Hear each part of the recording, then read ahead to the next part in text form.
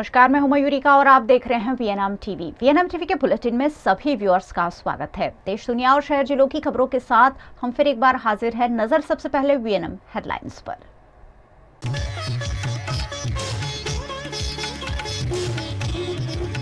जनसंख्या मामले भारत ने चीन को भी छोड़ा पीछे। देश की जनसंख्या 142 करोड़ के पार।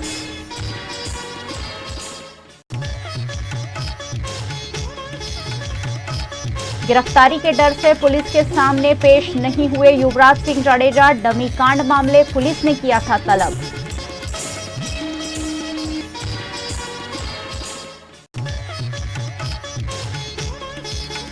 और वडोदरा की पिघलती सड़कों पर कांग्रेस का आक्रोश। कॉन्ट्रैक्टर और अधिकारियों पर लगाया मिलीभगत का आरोप।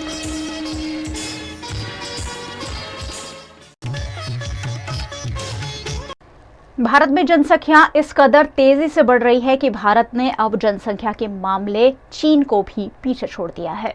भारत दुनिया में अब सबसे ज्यादा आबादी वाला देश बन गया है। यूनाइटेड नेशंस पॉपुलेशन फंड की रिपोर्ट में यह सामने आया है कि भारत में अब चीन के मुकाबले करीब 30 लाख लोग ज्यादा है। भारत की जनसंख्या 142 करोड़ 86 लाख है, वहीं चीन की जनसंख्या 142 करोड़ 57 लाख ही है। साल की शुरुआत में ही ग्लोबल एक्सपर्ट्स ने अनुमान लगाया था कि 2023 में भारत सबसे ज्यादा जनसंख्या वाला देश बन जाएगा। यूएनएफपीए के नए आंकड़ों ने इस पर मोहर लगा दी है। यूएन की रिपोर्ट के अनुसार एक साल में भारत की जनसंख्या 1.56% बढ़ी है। रिपोर्ट में नए आंकड़े डेमोग्राफिक इंडिकेटर्स की कैटेगरी में दिए गए हैं। यूएन 1950 से दुनिया में आबादी से जुड़ा डेटा जारी कर रहा है।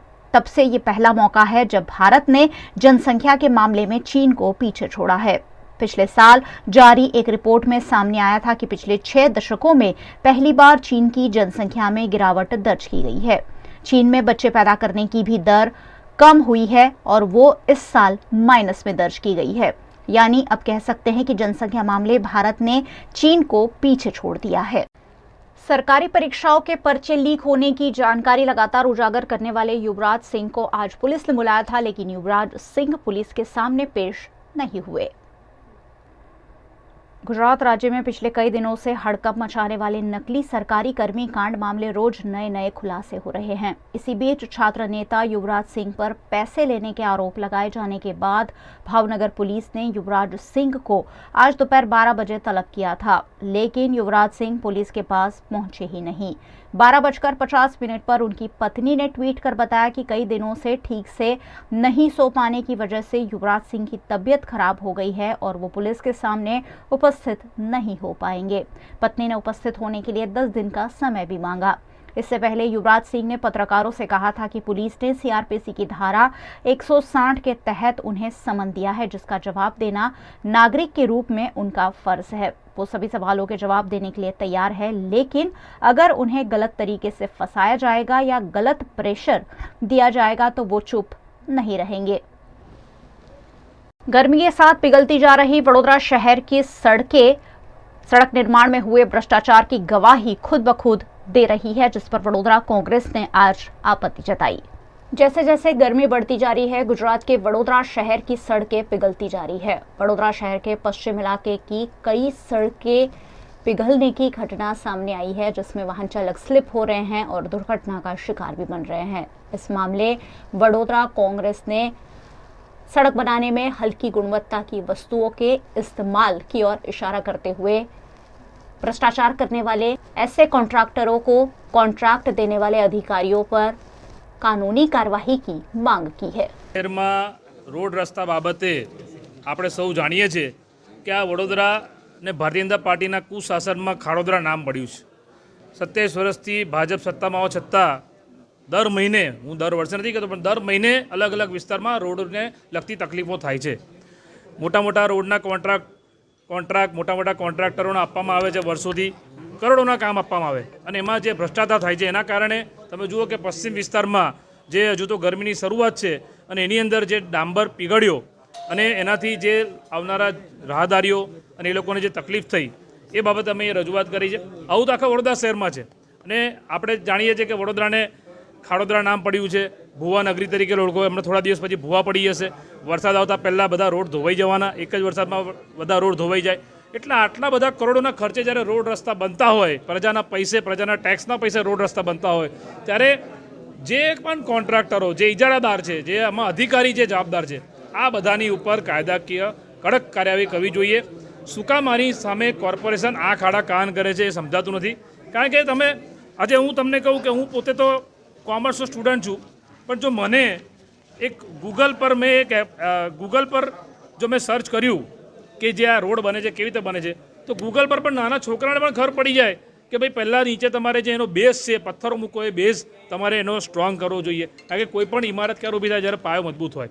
તો એની અંદર આ લોકો અમે કોંગ્રેસ પક્ષ તરીકે અમે માંગણી કરી છે કે આ જે ડાંબર પીગળવાની ઘટના છે એમાં કોર કટ સેમ્પલ લેવામાં આવે. કારણ કે જે બેઝ જે પાયો છે એની થિકનેસ કેટલી છે, જે એના પથ્થરો છે એમની ક્વોલિટી ઓફ એગ્રીગેટ કેટલું છે એ ખબર પડશે. જે ઇમ્પેક્ટ રેસિડન્સ સ્ટાન્ડર્ડ છે, જે 30% કે એનાથી વધારે હોવું છે, એ સ્ટાન્ડર્ડ મેન્ટેન થયું છે કે નહીં. અને જે અમને એવું લાગે છે કે આમાં લો વિસ્કોસિટી એટલે કે જે ડાંબર હોય છે એની જે ચિકાસ હોય છે, શુદ્ધ ગુજરાતીમાં સ્નિગ્ધતા કહેવાય એને, એની જે ક્વોલિટી હતી એ શું હતી, આ બધી અમે ડિમાન્ડ કરી છે. કારણ કે અમને એવું લાગે છે કે જે ઉપર સીલકોટ પણ જે પાથરવામાં આવ્યું છે એ સીલકોટ જે વર્ષોથી કોર્પોરેશન જે આઈઓસી પાસેથી લે છે એ જ છે. અને જે પ્રાઇમ કોટનું જે મટીરિયલ છે વિસ્કોસિટીવાળું હતું કે કેમ, અને વિસ્કોસિટીનો પણ ટેસ્ટ થવો જોઈએ. આ ટેકનિકલ લેંગ્વેજની પણ મેં તમને વાત કરી. જો મને આજે 1-2 દિવસના અભ્યાસ બાદ જો મને ખબર પડતી હોય, કોઈ પણ સ્ટુડન્ટ વિદ્યાર્થીને પણ ખબર પડી જાય, તો વર્ષોથી આ લોકો જે કોન્ટ્રાક્ટરો અને અધિકારીઓ ભેગા થઈને વર્ષોથી વડોદરામાં જે રોડો બનાવે છે, આ રોડમાં ભ્રષ્ટાચાર થતો હોય એવું મને લાગે છે. તો જ આવી રોડની હાલત થાય છે. માટે આમાં કડક પગલાં લેવામાં આવવા જોઈએ એવી કોંગ્રેસ પક્ષે રજૂઆત કરી છે. उत्तर प्रदेश के गैंगस्टर अतीक और अशरफ की सरेआम पत्रकारों और पुलिस की मौजूदगी में हत्या कर दी गई थी. इस मामले अब 5 पुलिस कर्मचारियों को सस्पेंड कर दिया गया है. अतीक अशरफ हत्याकांड के 3 दिन बाद आज बुधवार को प्रयागराज के शाहगंज थाना के 5 पुलिसकर्मियों को सस्पेंड कर दिया गया. एसआईटी की पूछताछ के बाद पुलिस विभाग ने ये बड़ा एक्शन लिया है. जिन पर ये कार्रवाई की गई है उनमें एसओ अश्विन कुमार सिंह के अलावा 2 सब इंस्पेक्टर और 2 पुलिस कांस्टेबल शामिल है. उधर तीनों आरोपी शूटर्स लवलेश, सनी और अरुण को प्रयागराज के सीजेएम कोर्ट में पेश किया गया. कोर्ट ने इनकी 4 दिन की पुलिस रिमांड मंजूर की है. हालांकि पुलिस ने 7 दिन की रिमांड मांगी थी. सीजेएम कोर्ट नंबर 10 में जज दिनेश कुमार गौतम ने रिमांड पर फैसला सुनाया. उधर बुधवार को प्रयागराज पुलिस ने अतीक गैंग के शूटर असाद कालिया को भी गिरफ्तार कर लिया है. उस पर 50,000 का इनाम था. असाद कालिया को अतीक गैंग का फाइनेंसर बताया जाता है. पुलिस अब उससे भी पूछताछ कर रही है. असाद कालिया पर साल 2019 में 1 करोड़ की रंगदारी मांगने के आरोप लगे थे. गुजरात में वडोदरा कॉरपोरेशन द्वारा छाणी प्रवेश द्वार निकट बनाई गई दुकानें अवैध रूप से बनाई गई होने की बात कांग्रेस के नगर सेवक हरीश पटेल ने उठाई है. वडोदरा कॉरपोरेशन द्वारा छाणी इलाके में जहां पहले टोल टैक्स लिया जाता था उसे बंद कर टोल ऑफिस को धराशायी कर आकर्षण स्वरूप प्रवेश द्वार बनाने का तय किया गया था. प्रवेश द्वार के साथ साथ 10 जितनी दुकानों का भी निर्माण किया गया है. लेकिन ये दुकानें सुप्रीम कोर्ट के नियमों को ताक पर रखकर बनाई गई होने की बात स्थानीय नगर सेवक हरीश पटेल ने कही है. छाणी टोल नाका पास टोल नाकू हटाईने ત્યાં વડોદરા શહેરની એન્ટ્રી બનાવવામાં આવી છે. એન્ટ્રીની સાથે સાથે દુકાનો બનાવવામાં આવી છે. આટલા કરોડોનો ખર્ચો કર્યા પછી બની ગયાને ઘણો સમય થઈ ગયો છે. તો છેલ્લી સભામાં પણ મેં કીધું હતું કે ફર્સ્ટ મેના દિવસે ગુજરાત સ્થાપના દિવસે એમનું લોકાર્પણ કરવામાં આવે અને તે આજુબાજુ દુકાનો જે છે જેની દુકાનો તૂટી ગઈ છે એ લોકોને ધંધો રોજગાર કરવા માટે તાત્કાલિક ધોરણે એ લોકોને ફાળવણી કરવામાં આવે, જેથી જે લોકો બેરોજગાર થઈ ગયા છે એ લોકોને રોજગારી મળવી જોઈએ એવી પણ મારી એક માંગણી હતી. જેથી વિસ્તારના લોકો જેની દુકાનો તૂટી ગઈ છે માલિકીની એ લોકોને ધંધો રોજગાર કરવા માટે જગ્યા મળી રહે. જે મિત્ર વાત કરે છે કે રોડ ઉપર દુકાન ન બનાવી શકાય, એમના સમયમાં જે બ્રિજ બન્યા છે વર્ષો પહેલાં, જે 95ના બોર્ડના પહેલેની વાત કરું તો પ્રતાપનગરનો બ્રિજ પણ યાદ કરે મિત્ર કે એમાં નીચે બ્રિજની નીચે પંડ્યા બ્રિજની નીચે પ્રતાપનગરની સાથે લાલબાગ બ્રિજ, આ તમામ એના સિવાયનો વિશ્વામિત્રી બ્રિજ, જ્યાં વર્ષો પહેલાં બનેલા બ્રિજની નીચે દુકાનો બનેલી છે. કઈ રીતે એમણે વહીવટ કર્યો છે જેના ધારાધોરણ પણ નથી. હાલમાં અમે તો ધારાધોરણ સાથે આ બ્રિજની દુકાનોને આગળના સમયમાં ફાળવવાના છે ત્યારે કોઈ પણ જે આક્ષેપ કરે છે પહેલાં પોતાની સ્થિતિને જુએ ક્યાં પોતે આ વર્તણૂક કરી હતી એમાંથી બહાર આવીને પછી વાત મૂકે. આ બ્રિજની નીચે દુકાનો બની છે શુભ આશયથી લોકોને ઉપયોગી થાય એ દિશામાં આ કામ મૂક્યું છે. અમારા બોર્ડે આ કામને મંજૂરી આપી છે. આવનાર સમયમાં એની હરાજી સાથે निर्णय પણ કરીશું. वीएनए बुलेटिन में वक्त है एक छोटे से ब्रेक का. बने रहिए हमारे साथ. ब्रेक के उस पार भी खबरों का सिलसिला लगातार जारी रहेगा. देखते रहिए वीएनए.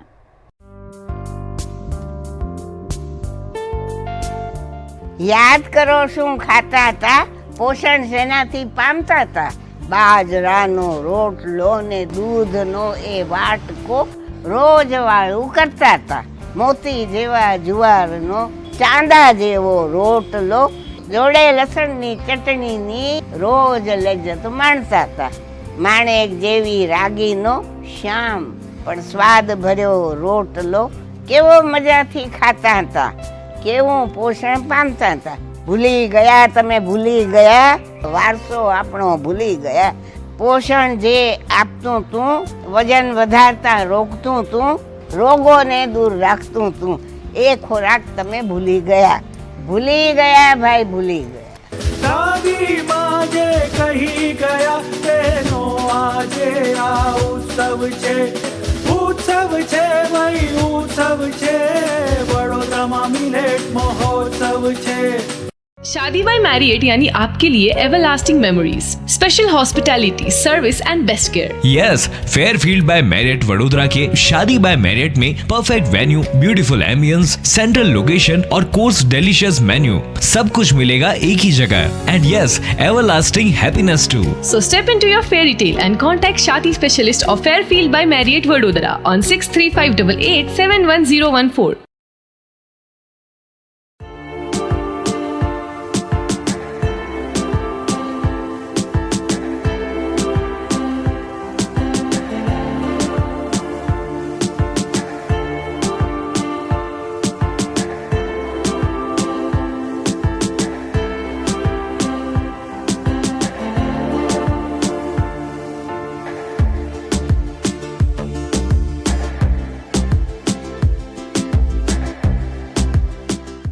भारत ले रहा है इलेक्ट्रिक अंगड़ाई. क्यों न हम साथ चले, साथ चले, साथ बढ़े, साथ बढ़े.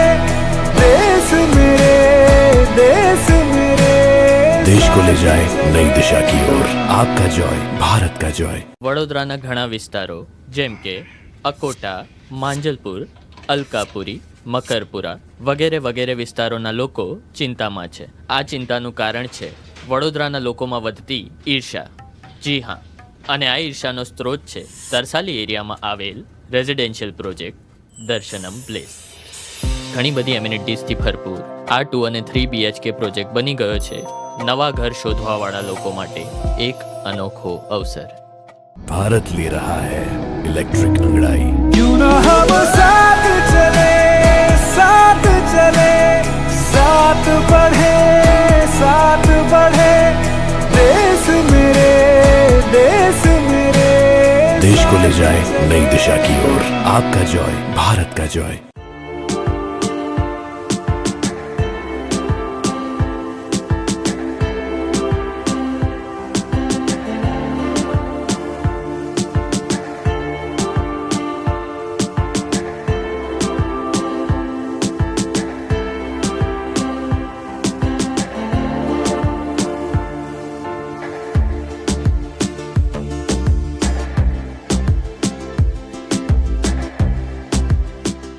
शादी बाय मैरियट यानी आपके लिए everlasting memories, special hospitality, service and best care. Yes, Fairfield by Marriott Vadodara के शादी बाय मैरियट में perfect venue, beautiful ambience, central location और कोर्स डेलिशियस मेन्यू, सब कुछ मिलेगा एक ही जगह. And yes, everlasting happiness too. So step into your fairy tale and contact Shadi specialist of Fairfield by Marriott Vadodara on 6358871014. गर्मियों की छुट्टियां हो गई हैं और ऐसे में लोग अपने बच्चों को स्विमिंग की एक्टिविटी सिखा रहे हैं. लेकिन अगर आप गुजरात के वडोदरा शहर के लालबाग स्विमिंग पूल जाते हैं तो आपके बच्चे स्विमिंग सीखकर बीमार भी पड़ सकते हैं. गर्मियों के सीजन में स्विमिंग पूल का आनंद लेना भला कौन नहीं चाहेगा, लेकिन अगर आप वडोदरा के लालबाग स्विमिंग पूल जाते हैं तो रुक जाइए, क्योंकि यहाँ पिछले कई दिनों से गंदा पानी आ रहा है। यहाँ दिन में 600 से 700 स्विमर्स अलग अलग समय पर तैराकी का आनंद लेते हैं और स्विमिंग सीखते हैं, लेकिन जैसे कि वडोदरा शहर के कई इलाकों में गंदा पानी आता है, यहाँ के स्विमिंग पूल में भी दूषित पानी आ रहा है। ये पानी बदबूदार तो है ही, साथ ही हरे कलर का है। ऐसे में स्विमिंग एसोसिएशन के सदस्यों द्वारा कॉरपोरेशन को मामले से अवगत कराकर दूषित पानी की जगह स्वच्छ पानी मुहैया कराए जाने की मांग की जा रही है। जैसे ही ये प्राथमिक जानकारी मिली, जहाँ पे लालबाग स्विमिंग पूल है, सालों पुराना है, वहाँ पे एक पानी जो थे स्विमिंग पूल में वो थोड़ा सा दुर्गंधयुक्त हुआ था। उसको तुरंत रिपेयर करके, यानी कि उसको चेंज करके, वहाँ जो लोग आते हैं उसको अच्छी तरह से पानी का प्रावधान मिले, ये तुरंत ही अधिकारी के माध्यम से और तंत्र के माध्यम से उसको रिप्लेस किया गया है और वहाँ जो प्रॉब्लम था वो सॉल्व हो गया है। सर, अभी हम वहाँ जाके आए हैं, अभी कुछ कामगिरी नहीं हुई है, जैसे कल था वैसे ही अभी भी है। पानी वहाँ चेंज हो रहा है और बिल्कुल वहाँ जो प्रॉब्लम है वो सॉल्व हो जाएगा। देश के प्रधानमंत्री नरेंद्र मोदी हर महीने मन की बात के जरिए देशवासियों समक्ष उपस्थित होते हैं। इस बार 100वें एपिसोड के उपलक्ष्य में गुजरात के वडोदरा शहर में एक खास प्रदर्शनी आयोजित की गई है। देश के प्रधानमंत्री नरेंद्र मोदी के मन की बात कार्यक्रम के 100 एपिसोड पूरे होने जा रहे हैं। इस खास मौके पर वडोदरा सांसद रंजनबेन भट्ट द्वारा 21 अप्रैल को एक खास प्रदर्शनी का आयोजन किया गया है, जिसका उद्घाटन गुजरात प्रदेश अध्यक्ष CR पाटिल के हाथों किया जाएगा। देश के प्रधानमंत्री आदरणीय नरेंद्र भाई मोदी जी मन की बात के कार्यक्रम के माध्यम से देश को हर मंथ यानी 2014 से लेके 2023 ये 100वीं मन की बात करने जा रहे हैं। ये महीने के आखिरी संडे को यानी 30 तारीख को 100वीं मन की बात का कार्यक्रम है। वडोदरा सांसद की ओर से और साथ में KP यानी कृणाल पटेल और उनकी टीम और यूनिवर्सिटी के हमारे छात्रों, उन सब ने आदरणीय प्रधानमंत्री जी की एक पहली मन की बात से लेके 99 मन की बात तक की पूरी सूची उन्होंने तैयार की। वो सूची में से उन्होंने अलग अलग पॉइंट निकाले, फोटोग्राफ्स निकाले, यानी करीब करीब 10 दिन से ये टीम ने बहुत ही अच्छा खुद का योगदान देके ये मन की बात की प्रदर्शनी करनी है, वो मेरे साथ जुड़ गए और बहुत अच्छी तरह से ये प्रदर्शनी तैयार हुई है। 21 तारीख को सुबह 10 बजे प्रदेश के अध्यक्ष आदरणीय CR पाटिल साहब ये प्रदर्शनी का इनॉग्रेशन करने जा रहे हैं और साथ में ई-बुक भी हमने तैयार की है, वो ई-बुक का भी लॉन्चिंग है।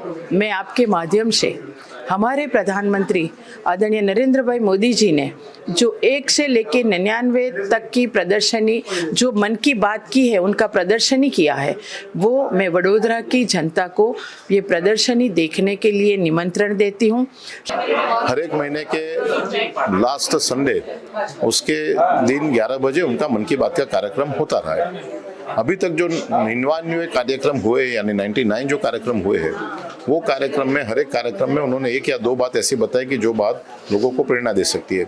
ऐसे 99 कार्यक्रम के अभी तक के एपिसोड को एक प्रदर्शनी के रूप में लोगों के सामने रखने का प्रयत्न माननीय सांसद श्रीमती रंजनबेन भट्ट के माध्यम से हुआ है। 21 तारीख को ये प्रदर्शन की शुरुआत माननीय प्रदेश के अध्यक्ष पाटिल साहब करेंगे। सुबह में 10 बजे से शाम को 6 बजे तक 21 तारीख और 22 तारीख दोनों दिन ये प्रदर्शनी कोई भी देख सकता है। वडोदरा के मांजलपुर में एक शख्स द्वारा खुदकुशी कर लिए जाने के बाद परिवार ने बिना पुलिस को इत्तला किए अंतिम संस्कार करना चाहा, लेकिन दामाद द्वारा दी गई जानकारी के आधार पर पुलिस ने इस अंतिम संस्कार को रोक दिया। गुजरात के वडोदरा के मांजलपुर के अलवानाका निकट कोचर तलावड़ी के पास रहने वाले लालजी बारिया ने किन्हीं अज्ञात वजहों से खुदकुशी कर ली। खुदकुशी के बाद उनकी पत्नी जशोदा बारिया और बेटे अनिल बारिया ने अंतिम संस्कार की तैयारी कर शव को मांजलपुर मुक्तिधाम तक पहुंचा दिया, लेकिन इसी बीच ये खुदकुशी संदिग्ध होने की जानकारी मृतक के जमाई ने पुलिस को दी। पुलिस ने मौके पर पहुंचकर दामाद की शिकायत के आधार पर अंतिम संस्कार से पहले मृतक के शव को बरामद कर पोस्टमार्टम के लिए भेज दिया है। मांजलपुर के लालजी बारिया को आखिरकार खुदकुशी क्यों करनी पड़ी, उसकी जांच पुलिस कर रही है।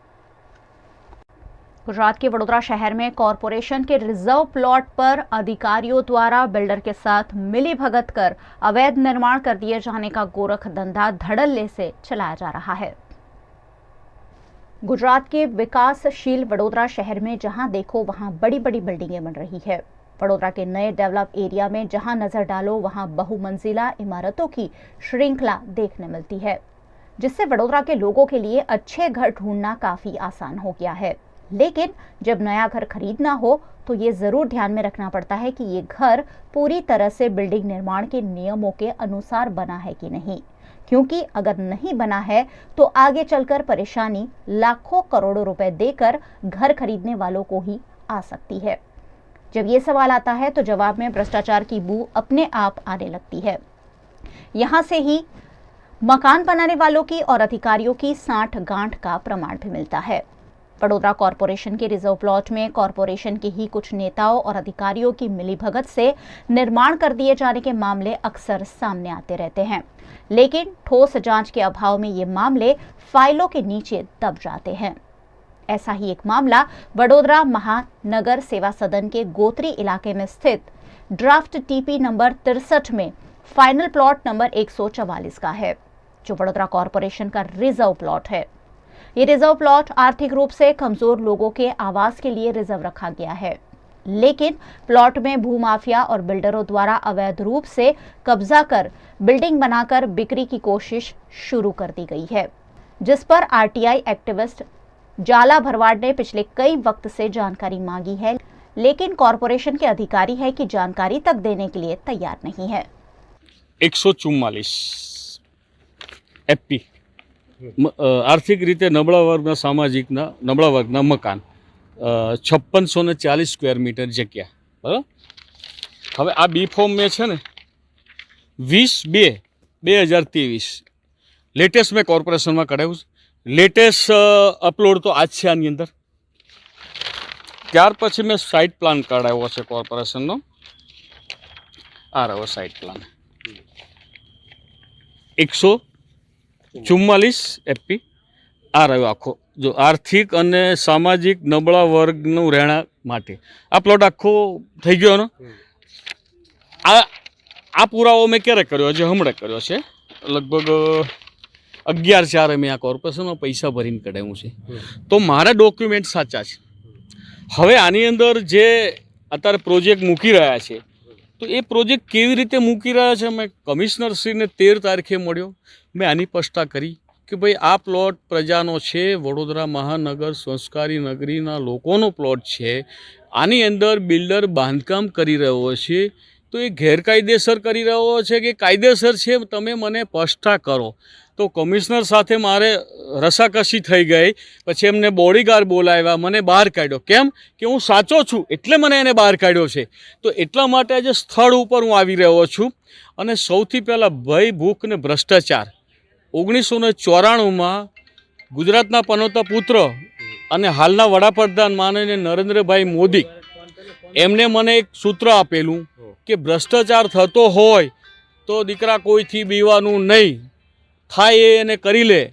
तो हूँ माननीय मारा आदर्श नरेंद्रभाई मोदी हालना वडाप्रधान छे। तो जे पार्टी भय भूख ने भ्रष्टाचार नाबूद करवानुं सूत्र लईने 1994 में निकળી थी तो एनी अंदर आ भ्रष्टाचार थई रह्यो छे एटले हूँ उठ्यो छूं।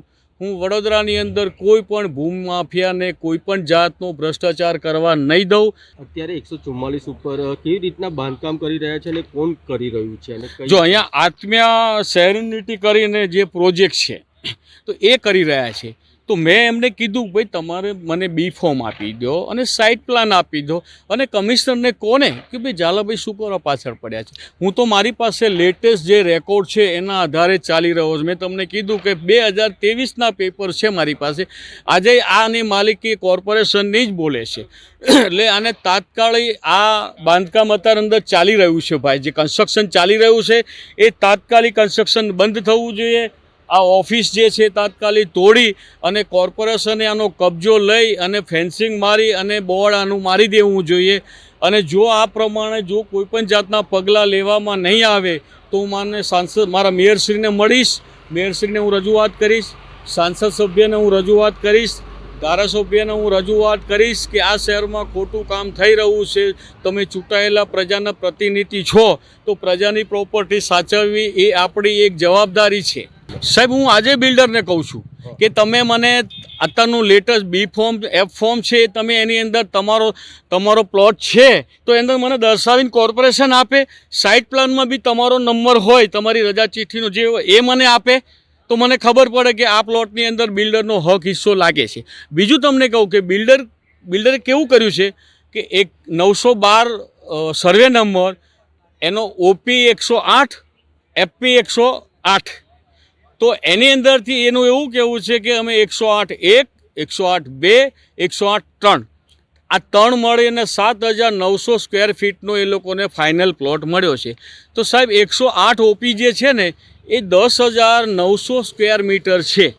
એમાંથી તમે 8,000 કાઢી નાખો તો 2,600 વધ્યો. તો એ બિલ્ડિંગ બંને જે બની રહ્યા છે ને એમાં 2,600 સ્ક્વેર મીટરનો પ્લોટ કોર્પોરેશનનો હોવો જોઈએ. તો એ 10,000 સ્ક્વેર મીટર જગ્યા બિલ્ડર હજમ કરી ગયા છે.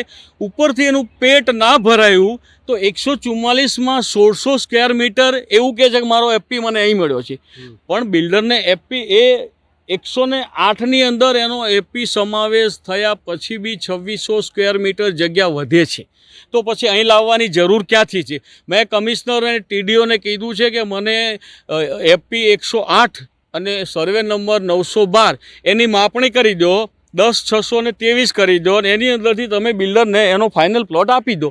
તો એનો ફાઇનલ પ્લોટ એ જગ્યામાં તો ભાઈ પૂરો થઈ જાય છે. તો પછી અહીંયા લાવવા કેવી રીતે? મારે એ જ અધિકારીઓને, વહીવટદારને મારે એ જ કહેવું છે. કમિશનરશ્રી ખાલી ભૂમાફિયાઓનું જ ખેંચે છે. એટલે કમિશનરશ્રીને હું અપીલ કરું છું કે કમિશનરશ્રી તમે આ શહેરના એક વહીવટદાર છો, નાગરિકની સાચી વસ્તુ સાંભળી એને બેસાડી અને શાંતિથી સાંભળો અને જે ખોટું થયું હોય એ કમિશનરશ્રીની જવાબદારી આવે છે. અને જો આવું નહીં કરે લોકો, આજે નાગરિક સાથે કેવું વર્તન કરવું એ મારે આજે સરકારને કહેવું પડે છે. કે સરકારશ્રીને મારી એક અપીલ છે કે IAS અધિકારીઓને એવી બી ટ્રેનિંગ આપો કે નાગરિક સાથે વર્તન કેવું કરવું. IAS થઈ ગયા એટલે એ કંઈ સુબા નથી, એ રાજ્ય સેવક છે. पिछले दिनों वाघोड़िया में व्हाइट हाउस जैसे लाखों करोड़ों रुपए के बड़े निर्माण को तोड़ने की नौबत आई थी. कुछ ऐसा ही यहाँ भी देखने मिल रहा है. हो सकता है कि पूरी इमारत के निर्माण के बाद उसे भी तोड़ने का वक्त आए, लेकिन उससे पहले ही अगर कॉरपोरेशन द्वारा मामले की जांच कर ली जाए तो कथित रूप से किया गया ये बड़ा घोटाला सामने आ सकता है. गुजरात के साबरकांठा के एक पेट्रोल पंप पर भीषण ब्लास्ट की घटना से पूरे इलाके में हड़कंप मच गया. गुजरात के साबरकांठा जिला के प्रांतिज अप्रोच रोड पर पेट्रोल पंप के कबाड़ में आग लगने से पेट्रोल टंकी में ब्लास्ट हुआ, जिससे मौके पर अफरा तफरी मच गई. इस दुर्घटना में एक व्यक्ति झुलस गया है. ब्लास्ट इतना भयावह था कि पेट्रोल की टंकी का 300 किलो का ढक्कन हवा में उछला और दूसरे कॉम्प्लेक्स में 30 फुट दूर जाकर गिरा. घटना को लेकर अगल बगल की सोसाइटी और कॉम्प्लेक्स में दहशत का माहौल देखने मिला. हमारा बाजू में काम चालू હતું, અચાનક જ બ્લાસ્ટ થયો. અંદર જે હોય અને 2 મજૂર કામ કરતા હતા, બરાબર. અચાનક બ્લાસ્ટ થવાથી જે અંદરથી જે ફિલ્ટર જેવું કંઈક હતું એવું ઉછળીને આ બાજુ પડ્યું છે. અને પેલા ભાઈને જે ઉપરનું મોઢું અને બહારનું બહુ નુકસાન પહોંચ્યું તો બળી ગયું છે. मुस्लिम बंधुओं का पवित्र महीना रमजान अपने आखिरी चरण में है. पवित्र रमजान महीने की बड़ी रात पर गुजरात के वडोदरा शहर की मस्जिदें रोशनी में सराबोर देखी गई. मुस्लिम समुदाय का पवित्र माह रमजान इन दिनों चल रहा है. मुस्लिम समुदाय ने मंगलवार को बड़ा रोजा रखा और शब ए कद्र की रात होने पर रात भर मस्जिदों के अलावा घरों में जाकर कुरान शरीफ की तिलावत कर इबादत की गई. वडोदरा शहर की मस्जिदों में बड़ी रात पर खूबसूरत रोशनी की गई. मुस्लिम भाई बहनों द्वारा मस्जिदों और घरों में रात भर जागकर खुदा की इबादत की गई। ये रात 1000 रातों से बेहतर मानी गई है, जिसमें मुस्लिम समुदाय रात भर इबादत करता है। रमजान के 26वें रोजे की तारीख रमजान महीने की 27वीं रात होती है। इसे शब ए कद्र की रात कहा जाता है। ये बहुत खास और पवित्र रात होती है, जिसमें अल्लाह की मेहरबानी मिलती है। इस्लाम धर्म में रमजान के महीने को बहुत ही पवित्र महीना माना जाता है। इस पूरे महीने लोग रोजा रखकर अल्लाह की इबादत करते हैं, लेकिन रमजान के आखिरी अशरे यानी 10 दिनों का खास महत्व होता है। वही रमजान की आखिरी 10 रातों के विषम संख्या वाली रातों में कोई एक रात शब ए कद्र की रात होती है। कल मनाई गई बड़ी रात पर वडोदरा के मुस्लिम समुदाय ने भी अल्लाह की इबादत की। मां नर्मदा के किनारे नर्मदा परिक्रमा उत्साह के साथ श्रद्धालु कर रहे हैं। इसी बीच नर्मदा परिक्रमा करने वाले कुछ श्रद्धालु दुर्घटना का शिकार बने। गुजरात की जीवनडोर मानी जाती पवित्र नर्मदा नदी के आसपास इन दिनों चैत्र महीने के चलते नर्मदा परिक्रमा चल रही है। इस दौरान श्रद्धालुओं को लेकर जा रही एक नाव के पलट जाने की घटना सामने आई है। परिक्रमा के दौरान रेंगण घाट पर यह घटना घटी है, जिसमें नाव में करीबन 5 से 6 श्रद्धालु सवार थे। नाव के पलट जाने से मौके पर अफरा तफरी देखने मिली। अब चैत्र महीना पूरे होने की तैयारी में है। ऐसे में श्रद्धालुओं की भारी भीड़ नर्मदा परिक्रमा के लिए उमड़ रही है। इसी बीच ये दुर्घटना घटी। अच्छी बात ये रही कि स्थानीय लोगों ने और एनडीआरएफ की टीम ने फौरन रेस्क्यू ऑपरेशन चलाकर सभी को बचा लिया। प्रशासन द्वारा एनडीआरएफ की टीम नर्मदा परिक्रमा के दौरान तैनात की गई है, जो श्रद्धालुओं के लिए काफी फायदाकारक रही। गुजरात के वडोदरा में युवाओं के लिए कार्यरत छात्र संसद द्वारा एईसीसी के साथ मिलकर ग्लोबल एजुकेशन फेयर का आयोजन किया गया। आजकल ज्यादातर छात्र पढ़ाई के लिए विदेश जाने के इच्छुक होते हैं। विदेश जाने के इच्छुक छात्रों को उचित मार्गदर्शन देने के लिए छात्र संसद ने खास पहल करते हुए एईसीसी के साथ मिलकर ग्लोबल एजुकेशन फेयर का आयोजन किया, जिसमें राष्ट्रीय और अंतर्राष्ट्रीय स्तर पर हाई स्टडीज पर मार्गदर्शन दिया गया। इस मौके पर मुंबई के प्रतिष्ठित डब्बावाला डॉक्टर पवन अग्रवाल, वैष्णवाचार्य व्रजराज स्थायी समिति अध्यक्ष डॉक्टर हितेंद्र पटेल, छात्र संसद अध्यक्ष कुणाल शर्मा समेत के अग्रणियों की उपस्थिति रही। छात्र सेना ने ये कार्यक्रम रखा है, एक ग्लोबल एजुकेशन फेयर। मैं मानता हूँ आजकल के नव युवकों में बाहर जाके शिक्षा लेने का एक जुनून है, शायद अच्छा भी है, लेकिन मैंने अपने बेटे को कहा था 2015 में, मेरा बेटा बोलता है पापा मुझे अमेरिका जाना है। मैंने बोला 2 शर्तों पे भेजूंगा, पहला वापस आएगा और अकेले आएगा। क्यों दोस्तों, शिक्षा लीजिए लेकिन संस्कार अपने भारत के चाहिए। और यदि आपको पैसों की प्रॉब्लम नहीं है, आपको परिवार से देश से लगाव है, तो आप वापस आइए सीख कर। औरों को सीखना चाहिए बिल्कुल, लेकिन संस्कृति हमारी चाहिए। ये प्रोग्राम जो है एईसीसी द्वारा और छात्र संसद द्वारा आयोजित ग्लोबल एजुकेशन फेयर है। एईसीसी ग्लोबल एजुकेशन फेयर में 60 से ज़्यादा university Australia, Canada, UK, New Zealand, USA, Dubai और जर्मनी से आई हुई है। एंड ये सारे स्टूडेंट्स को हम कोई भी एब्रॉड जा रहा है तो उनकी एलिजिबिलिटी फैक्टर्स, उनका कितना फीस स्ट्रक्चर है, उनका क्या आगे जाके फ्यूचर है, कैसी वो कंट्री में जाके कितनी फ़ीस स्ट्रक्चर, और वो सारी माहिती ये यूनिवर्सिटी द्वारा पेरेंट्स और students of Baroda and rural को मिल जाएगी। एईसीसी एक मल्टीनेशनल कंपनी है। हमारे वहाँ कोई भी प्रोसेसिंग चार्ज नहीं है। हम 850 से ज़्यादा यूनिवर्सिटी डायरेक्ट रिप्रेजेंट कर रहे हैं, और ये पूरी रिप्रेजेंटेशन, सो कोई भी बच्चा और पेरेंट्स हमारे साथ आता है वो हम डायरेक्ट यूनिवर्सिटी में एप्लीकेशन करते हैं, और वो डायरेक्ट एप्लीकेशन जो होती है वो प्रोसेस होके वो स्टूडेंट को एकदम से ट्रांसपेरेंट और सही वाला यूनिवर्सिटी से गाइडेंस और ऑफर लेटर आता है। एंड ऑल द पेमेंट्स वो जो भी पे करते हैं वो इधर इमिग्रेशन को करते हैं, या तो वो सीधा कॉलेज और यूनिवर्सिटीज़ को होता है। गुजरात के वडोदरा के मांजलपुर में रहने वाले सिक्योरिटी गार्ड बीती रात अपनी पत्नी को घर पर छोड़कर नौकरी पर गए थे। इस दौरान घर में महिला से मारपीट कर लाखों रुपए की चोरी को अंजाम दिया गया। संस्कारी नगरी और सुरक्षित नगरी माने जाते गुजरात के वडोदरा शहर के मांजलपुर इलाके की जयशंकर सोसाइटी में एक अजीबोगरीब घटना सामने आई है, जिसमें बीती रात सिक्योरिटी गार्ड के घर में घुसकर 2 चोरों ने महिला से मारपीट कर लाखों रुपए का सामान चोरी कर लिया। पुलिस पेट्रोलिंग पर इस घटना के चलते सवालिया निशान लग गए हैं। वडोदरा में आए दिन चोरी की वारदातें तो सामने आती रहती है, लेकिन घर मालिक की उपस्थिति में चोरी की वारदात से इलाके में लोगों में दहशत देखने मिल रही है। સવારે 5 વાગે હું વહેલા સાલવા ગયેલી, એટલે સાલીને પછી આવી એટલે 16 લોકો અંદર ઘૂસી ગયેલા. બહારથી આવી એટલે એને બધું લૂંટફાટ કરીને લઈ લીધું અને પછી એને માર્યું. એક જણે મોઢું દબાવી દીધું અને બીજાએ માર્યું. મારીને પછી ગાડી ચાલુ કરીને ભાગી ગયા. સોનાનું મંગળસૂત્ર, સોનાની ચેન, પગના સડા, ચાંદીના સિક્કા અને ગલામાંથી કાંઈ પૈસા જે નીકળ્યા હોય તે ગલો તોડીને. હા, તે પેલું પુલ લેવા ગઈ ઘરની સામેથી આકડા પુલ શનિવાર ખરો ને એટલે ત્યાંથી સીધી આવીને તે વખતે ઘરે તાળું મારેલું હતું, પરંતુ આવીને તારે પેલું ઘર ખુલ્લું જોયું. પછી સહેજ આવીને તો દરવાજો નકુચું તૂટેલો જોયો એટલે એને બૂમ વાળી. તો એક ચોર અંદર હતો, એ બધો સામાન રખે, બીજો એક બહાર દેખરેખ રાખતો. આ જેવી બૂમ મારીને તેવા બંને જણા બહાર નીકળ્યા ને એનું મોઢું દાબી દીધું ને છે ગાડી ચાલુ કરી. છેલ્લે જતાં જતાં સળિયાનો ફટકો માર્યો એટલે બંને પગે વાગી ગયું. गुजरात राज्य के गृह राज्य मंत्री हर्ष संघवी आज अरवली के दौरे पर रहे और यहां उन्होंने पुलिस स्टेशन और पुलिस आवास का लोकार्पण भी किया। गुजरात के अरवली जिला में पुलिस हित में किए गए कार्यों के लोकार्पण के लिए गृह मंत्री हर्ष संघवी अरवली पहुंचे। यहां उन्होंने 25 करोड़ की कीमत से बनाए गए 280 आवासों का लोकार्पण किया। साथ ही उन्होंने पीआई कक्षा के टिंटोई पुलिस थाने का लोकार्पण भी किया। Ambaliyara police station, firing but Modasa और आश्रम चौकी का भी इस मौके पर लोकार्पण किया गया।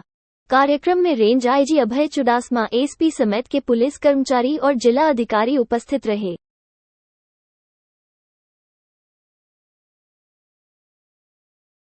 वडोदरा की जनता को स्वाद का शौकीन माना जाता है। ऐसे में वडोदरा के गोत्री सिवासी रोड पर सत्यनारायण लॉन्च में 21 अप्रैल से 11 दिवसीय वडोदरा फूड फिएस्टा का आयोजन प्रस्तावित है। गुजरात के वडोदरा शहर के नागरिकों को एक ही जगह पर मैक्सिकन, इटालियन, थाई समेत के कई तरह के व्यंजनों का स्वाद मुहैया कराने के लिए वडोदरा फूड फिएस्टा का आयोजन किया गया है। यह आयोजन लोकास्टिक, स्पीयर, आरजे प्रोडक्शन और द ओरिजिनल्स के सहयोग से किया गया है, जिस पर पत्रकार परिषद में जानकारी दी गई। वडोदरा फूड फिएस्टा અમે 21 એપ્રિલથી 1 મે સુધી આયોજન કરી રહ્યા છે અહીંયા સત્યનારાયણ પાર્ટી પ્લોટ્સ ગોત્રીમાં। સો બધા વડોદરાવાસીઓને અમે ઇન્વાઇટ કરીએ છીએ કે તમને આ 11 દિવસ ઘણા એન્જોયમેન્ટ મળશે અને વેકેશનનો ટાઈમ છે તો તમને બરોડાની અંદર જ તમને એવું માહોલ ક્રિએટ કરી આપવામાં આવશે કે તમને બહાર કશે જવાની જરૂરત નહીં પડે। અને અમારી ત્યાં આર્ટિસ્ટ છે, અતુલ પુરોહિત સર છે, ગજેન્દ્ર વર્મા છે, MC સ્ક્વેર છે, દર્શન રાવલ છે, ડિવાઇન છે, એ લોકો આવીને પરફોર્મ કરવાના છે તો તમને એક અલગ મ્યુઝિક એક્સપિરિયન્સ બી અમે આપીશું। એની સાથે અમારી ત્યાં અમારી ત્યાં ફોટો બૂથ છે, 50+ ફૂડ સ્ટોલ છે તો તમને રાત્રે ડિનર માટે કે કશે બી બીજી કોઈ રેસ્ટોરન્ટમાં જવાને બદલે અહીંયા જ બધા રેસ્ટોરન્ટ તમને મળી જશે અને તમને અહીંયા જ એક સારો એક્સપિરિયન્સ અમે પ્રોવાઈડ કરીશું। આ આયોજન 21 એપ્રિલથી 1 મે સુધી કન્ટિન્યુ રહેશે અને આ આયોજન સત્યનારાયણ લોનમાં છે। જે રીતે પહેલાં ઘણી આવી ઇવેન્ટ્સ અહીં થઈ ચૂકી છે, અગાઉ બી આવી 30 ડેઝ ઇવેન્ટમાં હું પોતે બી એમાં પાર્ટનર રહી ચૂક્યો છું। બટ આ વખતે જે કોન્સેપ્ટ મને ગમ્યો આ લોકોનો અને સ્મોલ એન્ડ સ્વીટ કોન્સેપ્ટ છે 11 દિવસનો, એટલે હું આ વખતે આ કોન્સેપ્ટ સાથે જોડાયો છું, અભિજીત ગુપ્તા સાથે જોડાયો છું। મને પોતાને આ ઇવેન્ટ લાઇનમાં સાઉન્ડ લાઇટ હાયરિંગ કંપની તરીકે 36 વર્ષનો પોતાનો એક્સપિરિયન્સ છે અને ઘણા વર્ષોથી આ ફિલ્ડમાં છું। ટેકનિકલ સેટઅપ જે છે અમારો પોતાનો છે, એ અમારો બહુ મોટો પ્લસ પોઈન્ટ છે। એટલે ત્યાં અમે કોઈ લિમિટેશન્સમાં નહીં આવી શકીએ કે અમે આ નથી કરી શકતા અને સારી વસ્તુ લોકોને સારી ક્વોલિટી સાથે અમે પ્રોવાઈડ કરી શકીશું। आपके घर की रद्दी किसी बच्चों की पढ़ाई का कारण बन सकती है। ऐसी ही एक पहल गुजरात के वडोदरा शहर में श्री छत्रपति शिवाजी सहकारी मंडली द्वारा चलाई जा रही है। गुजरात के वडोदरा शहर में श्री छत्रपति शिवाजी सहकारी मंडली विभिन्न सामाजिक गतिविधियों को अंजाम देती आई है, जिसके तहत पिछले 3 सालों से पस्तीदान से विद्यादान अभियान चलाया जाता है। अभियान अंतर्गत बरानपुरा में रत्नपुरी अपार्टमेंट की महिलाओं द्वारा अपने घर की पस्ती संस्था को दी गई और इस पस्ती से संस्था को जो कमाई होती है उससे गरीब और जरूरतमंद बच्चों को नोटबुक, स्कूल बैग इत्यादि दिए जाते हैं। श्री छत्रपति शिवाजी राजे विचार मंच द्वारा हर साल गरीब बालकों को बुक्स की वितरण होती है और हम हर साल शैक्षणिक कार्य समाप्त होता है और हमारे रत्नपुरी अपार्टमेंट से हर लोग पस्ती इकट्ठा करते हैं और वो पस्ती हम इस संस्था को देते हैं जिससे गरीब बालक पढ़ सके और उनका भविष्य सुधर सके। पस्ती दान की पहला दिन आज हमने रत्नपुरी से कलेक्शंस चालू किया है और ये अविरत 10-15 दिन तक चलेगा और यही पस्ती दान से इसको हम बेचकर हम ये बच्चों को पढ़ाई के पुस्तक वितरण हर साल करते हैं। तो ये बड़ौदा की संस्कारी नगरी का और हमारे सभी कार्यकर्ताओं का बहुत अच्छा एफर्ट होता है, उसकी वजह से ये होता है। और मैं आपके माध्यम से और कहना चाहता हूँ कि ऐसे हर एक संस्था है ये अवेयरनेस लाए और बच्चों को पढ़ाए। बच्चे पढ़ेंगे तो आगे का हमारा भविष्य, हमारे भारत का भविष्य ज़रूर अच्छा होगा। जैसे कहते हैं पढ़ेगा इंडिया तो बढ़ेगा इंडिया। तो आप सब पुनः एक बार आपके मीडिया का पुनः एक बार आभार व्यक्त करता हूँ। आपके श्रोताओं को भी विनंती करता हूँ कि 15 दिन तक चलने वाला है, तो आप आपके घर पे पड़ी हुई पस्ती सिर्फ पस्ती नहीं है, वो किसी बच्चे का भविष्य है, तो आप उसके लिए हमें सहकार कीजिए, ऐसी मेरी नम्र विनंती है। गुजरात के वडोदरा के जेतलपुर में स्थित पीएन गाडगिल आर्ट गैलरी में आर्टिस्ट विजय काछिया के चित्रों की प्रदर्शनी आयोजित की गई है। पीएन गाडगिल आर्ट गैलरी में 18 से 23 तारीख तक पेंटिंग्स और ग्राफिक्स प्रदर्शनी का आयोजन किया गया है। सरफेस नामक इस प्रदर्शनी में आर्टिस्ट विजय काछिया के चित्रों को प्रदर्शित किया गया है। इस मौके पर उद्घाटन के लिए जगदीश शुक्ला, चंद्रशेखर पाटिल और अतुल पडिया जैसे अग्रणी कलाकार उपस्थित रहे। पेंटिंगની જે થીમ છે તે સરફેસ ઉપર મેં કામ કરેલું છે, સરફેસ ટેક્સચર। જીવનમાં ઘણા બધા એવા પ્રસંગ હોય છે કે જે ચડાવ ઉતાર હોય એ બધું અહીંયા મેં ટેક્સચર અને સરફેસ રૂપે મેં રજૂઆત કરેલી છે। આ જે વર્ક મૂકેલું છે એમાં લગભગ મારે 9 મહિનાથી 12 મહિના સુધીનું કામ છે, એટલે એક જ વર્ષ આપણે કહી શકીએ ને। આમાં 31 પેન્ટિંગ મૂકવામાં આવી છે અને આગામી રવિવાર એટલે કે 23 તારીખ સુધી સાંજે 8 વાગ્યા સુધીના પેન્ટિંગ એક્ઝિબિશન ખુલ્લું રહેશે। गुजरात के वडोदरा शहर के भायली में स्थित एक पुरानी वाव को पुनः जीवित करने का प्रयास लगातार किया जा रहा है, जिसे वर्ल्ड हेरिटेज डे के उपलक्ष्य में दोहराया गया। गुजरात के वडोदरा के भायली में एक पुरानी वाव है। वर्ल्ड हेरिटेज डे के उपलक्ष्य में यहां ऑडियो विजुअल इंस्टॉलेशन का आयोजन किया गया, जिसमें विजुअल आर्टिस्ट काकोली सेन द्वारा वाव की कथा लोगों तक पहुंचाई गई। भायली की खस्ताहाल वाव को पुनः जीवित करने का ये प्रयास काफी अद्भुत रहा। इस वाव के नवीनीकरण के लिए काकोली सेन द्वारा लगातार प्रयास किया जा रहा है। भायली इलाके में झाड़ियों के बीच छुपी इस वाव की साफ सफाई कर उसकी देखभाल किए जाने का संदेश इस मौके पर दिया गया।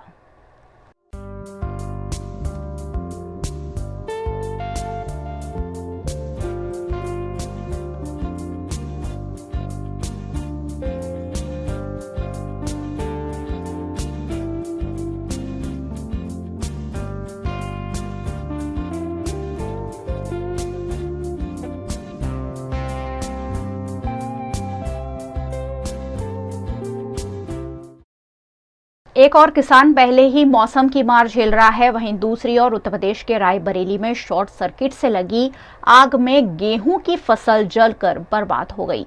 उत्तर प्रदेश के रायबरेली में इन दिनों शॉर्ट सर्किट से आग लगने का सिलसिला थमने का नाम नहीं ले रहा है। एक बार फिर यहां शॉर्ट सर्किट से आग लग गई, जिससे किसानों की गेहूं की फसल जलकर बर्बाद हो गई। किसानों को लाखों रुपए का आर्थिक नुकसान हुआ है। ऐसे में किसानों के माथे पर चिंता के बल पड़ गए हैं। आग लगने की जानकारी पाकर पहुंची फायर ब्रिगेड ने मौके पर पहुंचकर आग पर काबू पाया, लेकिन तब तक काफी नुकसान हो चुका था।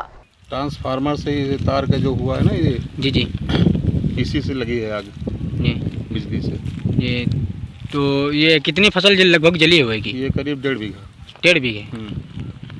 सब प्रयास कर रहे थे बुझाने का, जी, लेकिन हवा के कारण ये आग का रुख जो है, बहुत तेज हवा थी और पूरा लपेटे में ले लिया इसने। हमारे फायर स्टेशन लालगंज सूचना गई कि थाना सरेनी अंतर्गत ग्राम फिरोजपुर में गेहूं की फसल में भीषण आग लगी। हमारी फायर सर्विस यूनिट घटना स्थल पर तत्काल पहुंची और आग बुझाना प्रारंभ किया। उससे पहले ग्रामवासी भी कठिन मेहनत करके आग को बुझा रहे थे। ग्रामवासियों तथा हमारी यूनिट द्वारा मिलकर आग को काबू किया गया है।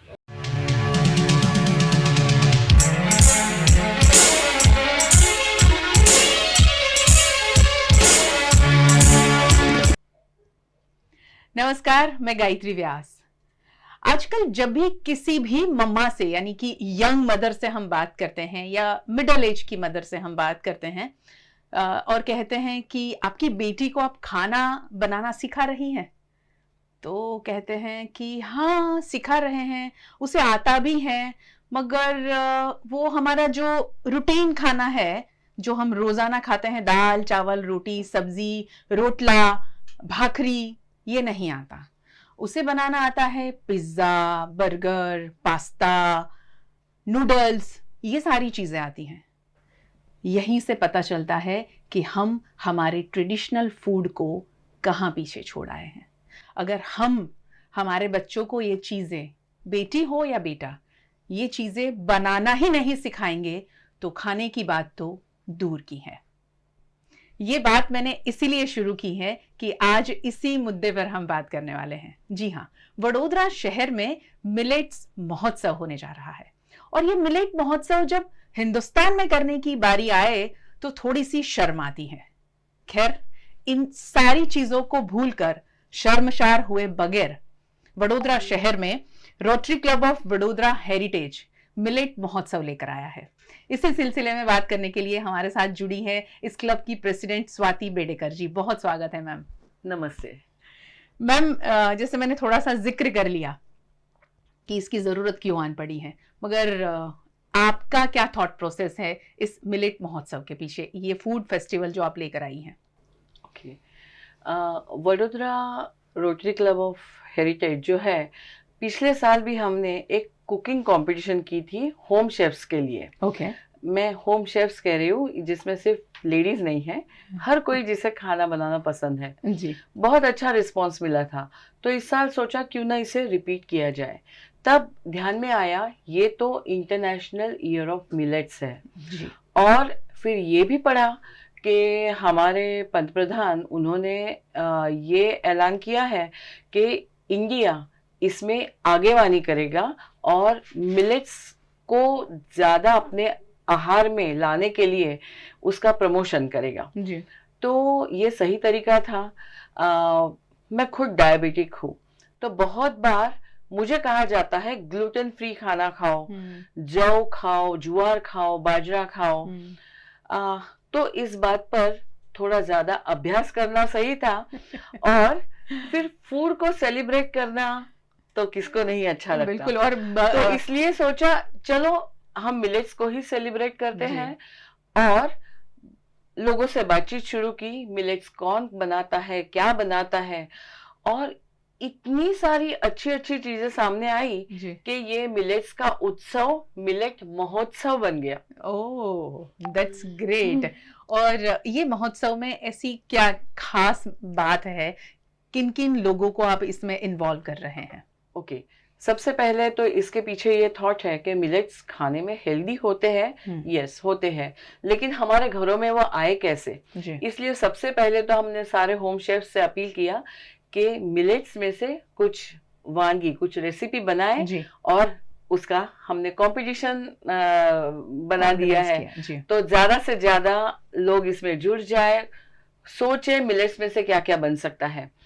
अब बच्चे इन मिलेट्स को खाए तो क्या खाए? आपने अभी अभी बताया कि बच्चों को अच्छा लगता है पिज्जा पास्ता और नूडल्स।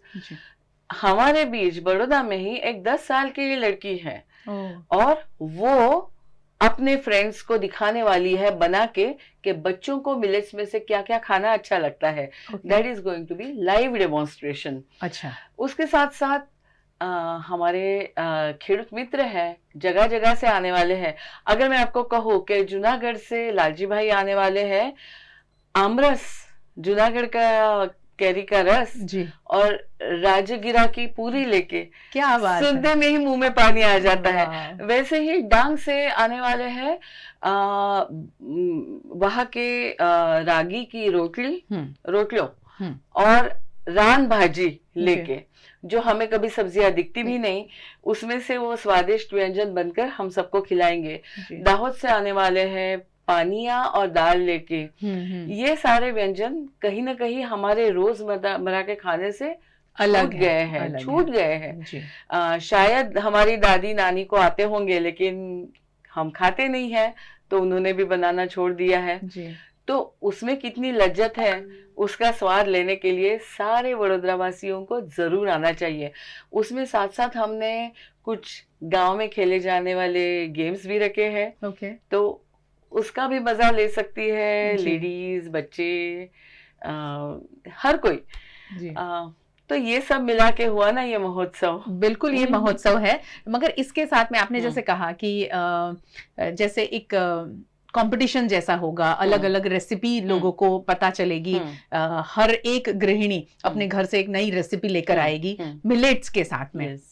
इसके अलावा किस तरह की एक्टिविटी वहाँ होने वाली है? इसके अलावा ऑफ कोर्स एक एकेडमिक एक्टिविटी, क्योंकि मिलेट्स के बारे में हमें अवेयरनेस बढ़ानी है। जी। तो एक एकेडमिक लेक्चर होगा और फिर कुछ खास डॉक्टर्स आने वाले हैं जो अपने आहार में आप मिलेट्स को किस तरह से इंक्लूड करें, हाँ इंक्लूड कर सकते हो, बहुत सहलाई से उसे बताने वाले हैं। और खास करके हमारे खेडूत मित्रों को इससे क्या फायदा होगा, ये हमें सोचने पर मजबूर करने वाले हैं।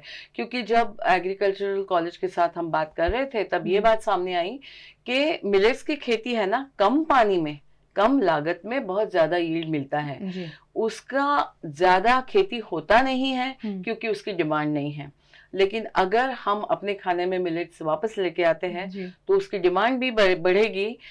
कम पानी वाले इलाके बहुत है हमारे यहाँ, तो वहाँ के खेडूत को भी लेने के लिए कम पानी में अच्छा पाक मिल जाएगा लेने के लिए। तो किसी न किसी तरह से खेडूत और हम, ये हमारा जो खाना है उसकी वजह से जो जुड़े हुए हैं वो बंधन थोड़ा स्ट्रांग हो जाएगा उसकी वजह बहुत से। सही बताया मैम। आप जब बात कर रही थी किसान को लेकर तो मेरे मन में वही ख्याल आ रहा था कि हम बहुत आसानी से सारी चीजें हमें मुहैया हो जाती है। मॉल में गए, स्टोर में गए, किराने की दुकान में गए, सारी चीजें, मगर अगर ये सारी बात हमें समझनी है किसान किस तरह से काम करता है तो यहाँ पर किसानों को मिलने का मौका भी मिलेगा सभी को। उसके साथ साथ यंगस्टर्स हैं जिन्होंने मिलेट्स के ऊपर काम करना शुरू किया है, अपना स्टार्टअप बनाया है और मिलेट्स के स्वादिष्ट खाने वो हमारे सामने ला रहे हैं। जैसे कि कुछ कॉलेज स्टूडेंट्स हैं,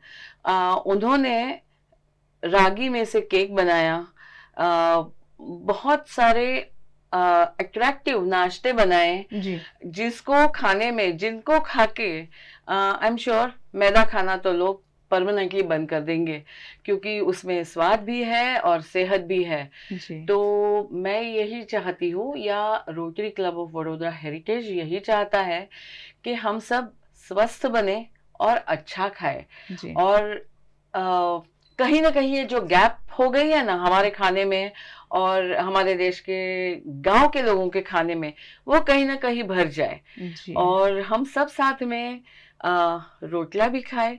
हाँ, कोई आ रहा है जो रागी में से पिज्जा भी बना रहे, क्या बात है। तो मतलब ये गैप इससे बंद हो, भर जाए। बिल्कुल, हम सब एक लेवल, प्लेन लेवल पे आके हमारे सारे खानों को एंजॉय करें। खाना जोड़ता है ना, कहता है ना मन को, लोगों को। बिल्कुल बिल्कुल, दिल तक पहुंचने का रास्ता है पेट से होके गुजरता है, ये बात बहुत सही साबित होती है। आपने कहा कि रागी का पिज्जा बनेगा, बहुत सारी चीजें ऐसी है जो आज के बच्चे पसंद करते हैं, मगर उसमें मैदा है, बहुत सारी चीजें हैं, बहुत सारे इंग्रेडिएंट्स ऐसे इस्तेमाल होते हैं जो कहीं ना कहीं मोटापे की ओर ले जाते हैं। बहुत सारे डिजीज के शिकार लोग हो रहे हैं क्योंकि हमने ये हमारा ट्रेडिशनल फूड छोड़ दिया है।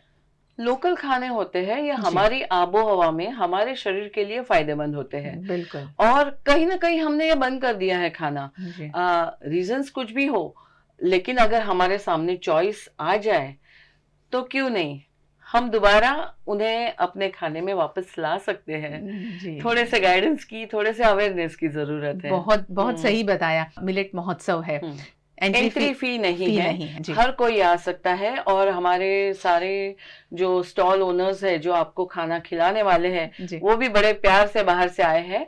ये होने जा रहा है 21, 22, 23 को। हाँ, 21 फ्राइडे, सैटरडे, संडे, तीनों दिन, मतलब एक लंबा वीकेंड। आप मतलब नौश फरमा सकते हो बढ़िया खाने पे, अलग तरह के खाने पे, और सोच सकते हो उसको अपने रोजमर्रा के खाने में आप कैसे लेके आए। फ्राइडे, सैटरडे, संडे हैं। वैसे भी वडोदरा शहर के किसी भी रेस्टोरेंट में आप जाएं तो आधा घंटा, 1 घंटा सैटरडे संडे खड़ा ही रहना पड़ता है। तो मुझे लगता है कि उस दिन सैटरडे संडे सीधा अकोटा डी मार्ट है, उसके पीछे जो ग्राउंड है वहीं जाया जाए। वहां भले भीड़ होगी मगर इतने सारे स्टॉल्स होंगे ट्रेडिशनल फूड के कि आपको वहां आधा घंटा या 1 घंटा या 15 मिनट भी इंतजार नहीं करना पड़ेगा। आप आराम से अपना फूड एंजॉय कर सकते हैं। और साथ साथ में अपने बच्चों को हमारे ट्रेडिशनल फूड की ओर हमें अगर ले जाना है, क्योंकि बच्चों को जो पसंद होता है वही घर में बनता है, तो उसे हमें बड़ों को भी निजात पानी है और बच्चों को भी उसी तरफ ले जाना है। तो ऐसे फूड फेस्टिवल में जाकर उनको दिखाना, उनको उस फूड को टेस्ट कराना बहुत ज़रूरी है, इसीलिए जाना ज़रूरी है। मैम, आखिर में क्या कहोगे कि ये फूड फेस्टिवल में वडोदरा शहर और वडोदरा से बाहर से भी लोग आ रहे हैं, तो बाहर से भी लोग आएंगे, तो क्या कहेंगे हमारे दर्शकों को इनवाइट करने के लिए? हाँ, ये फूड फेस्टिवल है वो ऑल बड़ौदा ही नहीं, ऑल गुजरात है जी। तो गुजरात के हर कोने के आपको खाने का स्वाद मिलने वाला है। वहाँ के विलेज गेम्स का स्वाद मिलने वाला है और बहुत कुछ ज्ञान, मनोरंजन, दादी माँ की कहानियां भी सुनाई जाएगी इसमें। अच्छा। मतलब हर ट्रेडिशन को हम वापस लाने की कोशिश कर रहे हैं जी। साथ साथ ऐसा है कि हम आभारी हैं वडोदरा म्यूनिसिपल कॉरपोरेशन के, जिन्होंने ये सारी सुविधा हमारे लिए दे दी है ताकि बड़े आराम से वडोदरा के लोग वहाँ आए, सेफली सब कुछ एंजॉय करें। साथ साथ मैत्रेयी एजुकेशन ट्रस्ट भी हमारे साथ जुड़ा है, जो हमारे पूर्व एमएलए सीमा मोहिले जी का है, तो मैं उनका भी आभार कहना चाहूँगी।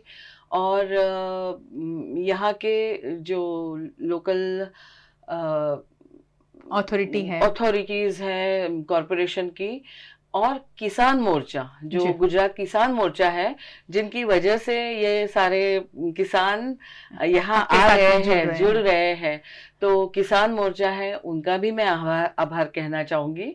और मतलब क्या होता है, इन सारे लोगों के जुड़ने से उत्सव का महोत्सव हो गया जी। तो इस महोत्सव में आप सभी को आमंत्रण है, आप प्लीज आइए।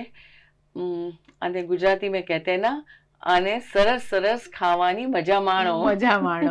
और साथ में एक और बात मैं बता दूं कि इसमें वीएनएम भी इन्वॉल्व हैं, क्योंकि वीएनएम का हमेशा से मोटो रहा है कि हम हमारी जो जड़ें हैं उसे मजबूत बनाए रखने के लिए हमारी आज की जो पीढ़ी है उसको अगर हमारे साथ लेके हम चलते हैं, तभी ये जड़ें और ज़्यादा सालों साल तक मजबूत रहेगी। इसीलिए वीएनएम भी इसमें जुड़ा है इस मिलेट महोत्सव में। वीएनएम का वहाँ पर एक स्टॉल होगा, यानी वो स्टॉल को स्टूडियो में कन्वर्ट किया जाएगा। वहाँ आकर आप अपना जो एंकरिंग का पैशन है उसे आप फुलफिल कर सकेंगे। कैसे, वो मैं आपको बता दूं।